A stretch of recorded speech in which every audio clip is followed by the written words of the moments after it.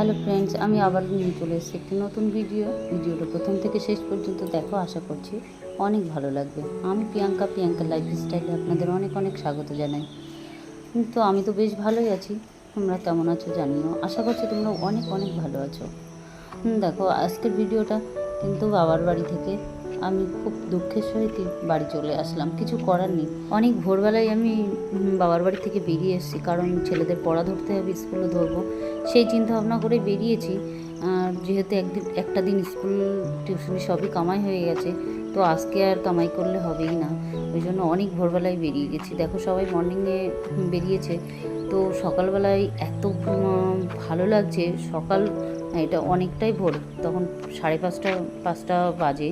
তো তোমার ওই টাইমে আমার বাবা গেছিলো পাশেই বেগুন খেতে, বেগুন তুলছে, হাটে নিয়ে যাবে তাই। তো আমিও একটু দেখে আসলাম যে বেগুন ক্ষেতটা কেমন হয়েছে। বলছিল, কিন্তু আমার একদমই সময় হয়নি আগের দিন যাওয়ার।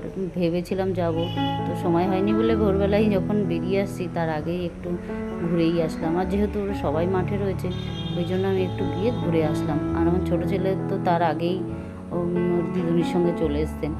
আর আমি আবার মাঠ থেকে চলে এসে দেখো, বড় ছেলে গাড়ি নিয়ে রাস্তায় উঠে গেল।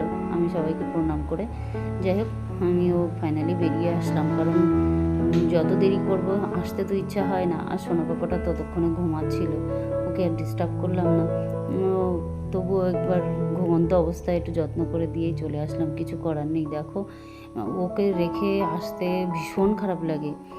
এত মন আর এত দুরন্ত হয়েছে, তো তো ওকে দেখলে মনটা ভরে যায়। আর এখন যেহেতু মানে দাঁড়াতে আর হামা দিতে শিখেছে, ওই জন্য আরও বেশি ভালো লাগে। বড় ছেলে তো সকালবেলায় ঘুম থেকে উঠে আগেই বসে গেছে ওর ভাইয়ের কাছে, খানিকটা সময় শুয়েও নিল ভাইয়ের পাশে, যে ভাইয়ের থুয়ে মানে আসতে ইচ্ছা হচ্ছে না, যতটুকু থাকা যায় এরকম একটা ব্যাপার। তো আমি সবাইকে বলে টলে যাই হোক ফাইনালি আমি বেরিয়ে আসলাম। আর এই যে রাস্তায় বাড়ি এসে তো মাথায়, যখন বাবার বাড়ির থেকে বেরিয়েছি তারপরেই সংসারের চিন্তা। তো কি করব, ভগবানের পুজো তো দিতে হবে, তো ফুল বাড়িতে হয়তো গাছ থেকে তুলে নেবে ভেবেই ছিলাম। তো তাই ভাবলাম রাস্তা থেকে আমি একটু ফুল তুলে নিয়ে যাই, না হলে বাড়ি গিয়ে ফুল পাবো না। তো তাই রাস্তায় এই গাছটাই অনেক ফুল ফুটেছিল, গাছটায় কেউ হাতই দেয়নি। আর তাই আমি আবার ফুলটা তুলে নিলাম। আর এই যখন আমি এখানে পৌঁছেছি তখন প্রায় তোমার 7:30 8টা বেজে গেছে। আমার আসতে অনেকটা দেরি হয়ে গেছে রাস্তায়, যেহেতু টিফিন খেয়েছি রাস্তায়, আর ওই জন্য বেশি দেরি হয়ে গেছে। আর ছেলেরা দেখো এসে, বড় ছেলে তো মর্নিং হয়েছে, জানিই না মর্নিং স্কুলটা, তো ও স্কুল থেকে বাড়ি চলে আসলে আমি বললাম যা তাহলে একটু ভাইকে দিয়ে আয়। তো আমাদের তো স্কুল অনেকটা দূরে নয়, তো ওর স্কুল দুটো স্কুলই আলাদা আলাদা জায়গায়, ওই জন্য বড়টা স্কুল হলো না বলে ছোটো ছেলে দাদাকে বললাম দিয়ে আসতে, তো দাদা দিয়ে আসলো। তো যাই হোক আমার একটা পার্সেলও চলে এসেছে। তো পার্সেলটা কেমন হয়েছে, পার্সেলের মধ্যে ছিল শাড়িটা কেমন হয়েছে অবশ্যই জানাতে ভুলো না কমেন্টে।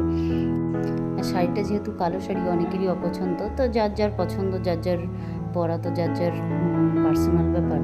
তো যাই হোক আমি ভালো লাগে, আমি কখনোই কালো শাড়ি পরিনি তেমন, তো এই শাড়িটা খুব শখ করেই নিলাম, যে কালো শাড়িটা দেখতে ভীষণ ভালো লাগছিলো, তার জন্যই নিলাম। জানি না কে কী বলবে, হাজব্যান্ডকেও জানাইনি যদিও যে কালো শাড়ি নেবো কিনা।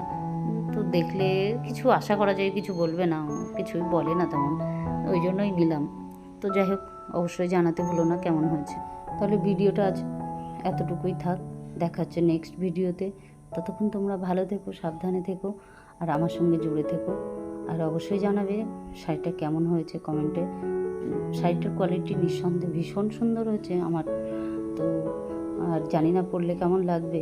তো যাই হোক আমার তাহলে চ্যানেলটা সাবস্ক্রাইব করে যেও নতুন বন্ধুরা, আর পুরনো বন্ধুদের অনেক অনেক ধন্যবাদ যে আমাকে এত সুন্দর সাপোর্ট করার জন্য। দেখা হচ্ছে নেক্সট কোনো ভিডিওতে। ততক্ষণ তোমরা ভালো থেকো, সাবধানে থেকো, আর আমার চ্যানেলের সঙ্গে জুড়ে থেকো।